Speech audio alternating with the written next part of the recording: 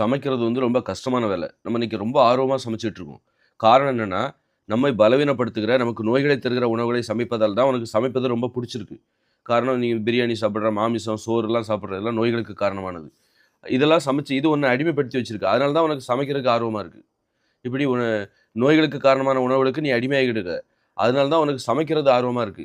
நீ ஒருவேளை வந்து சோறே சாப்பிடக்கூடாது. ஏன்னா நோய்களுக்கு காரணம் அதான். தலைவலி வரும், நோய்கள் வரும், உடல் பருமன் ஏற்படும். உடல் பருமன் ஏற்பட்டா மூட்டு வலி வரும். அப்போ இதுக்கெல்லாம் காரணமான ஆஸ்துமா வரும், சுவாச கோளாறு வரும், மூக்கடைப்பு வரும், வீசிங் வரும். அப்படிப்பட்ட நோய்கள் வருவதற்கு காரணமான அரிசி உணவுகள தான் நீ சாப்பிடுற.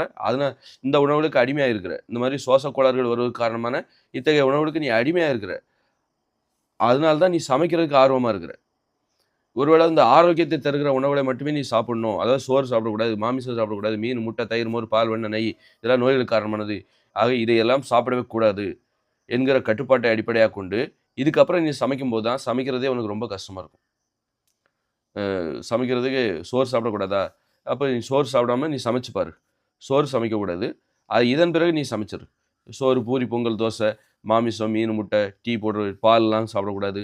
அப்படி இதுக்கப்புறம் நீ சமைக்கிற அந்த வழக்கத்த கடைபிடிச்சு பாரு. ரொம்ப கஷ்டமா இருக்கும். ரொம்ப எனக்கு சமைக்கவே புடிக்கல. அப்படிங்கிற அளவுக்கு ஒரு சோம்பேறித்தனம் வரும். பயங்கர சோம்பேறித்தனம். அப்ப நீ என்ன பண்ணுவ தெரியுமா? பச்சையா சாப்பிட ஆரம்பிச்சுருவ. நம்மலாம் பச்சையா சாப்பிடுவதற்கு எது தடையாக இருக்கு தெரியுமா? இந்த சோறு தான் தடையா இருக்கு. சோறு, பூரி, பொங்கல், தோசை இதெல்லாம் சாப்பிடக்கூடாது என்கிற கட்டுப்பாட்டை கடைபிடிக்கும்போது தான், உனக்குள்ள சமைக்கிறதே உனக்கு பிடிக்காது. சமைக்கிறதே பிடிக்காத போது தான் நீ என்ன பண்ணுவ? பச்சையா சாப்பிட ஆரம்பிச்சுருவ. ஆக சமைக்கிறதுக்கு உனக்கு இருக்கிற அவ்ளோ ஆர்வத்துக்கு காரணம், ம் இந்த அரிசி உணவுகள் தான் காரணம். அதனால நீ சமையல் வந்து மனிதர்களால வந்து சமைக்கிற ஆர்வங்கிறது வந்து மனிதர்களுக்கு இருக்கிற ஒரு அதீத ஆர்வம். இது பிற உயிரினங்களுக்கு கிடையாது. மனுஷங்களுக்கு கூட இருக்கக்கூடிய சிறப்பு இயல்பு அப்படின்னு நீ நினைக்காத. அதுக்காக சமைக்கிறது நான் தப்புன்னு சொல்லல. பச்சையா சாப்பிடுவேன்.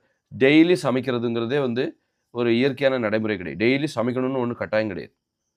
ஒரு பச்சையாவே சாப்பிடும்போது ஒரு 2 நாளைக்கு ஒரு வாட்டி எ ஏதாவது வேக வச்சு ஒரு கிழங்க வேக வச்சு சாப்பிடலாம். உப்பு போடாம. உப்பே எடுத்துக்கக்கூடாது.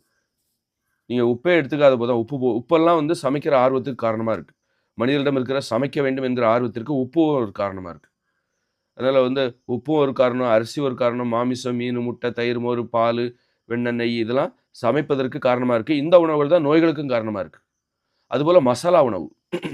மசாலாவும் வந்து சமைப்பதற்கு ஆர்வத்தை தரக்கூடியது.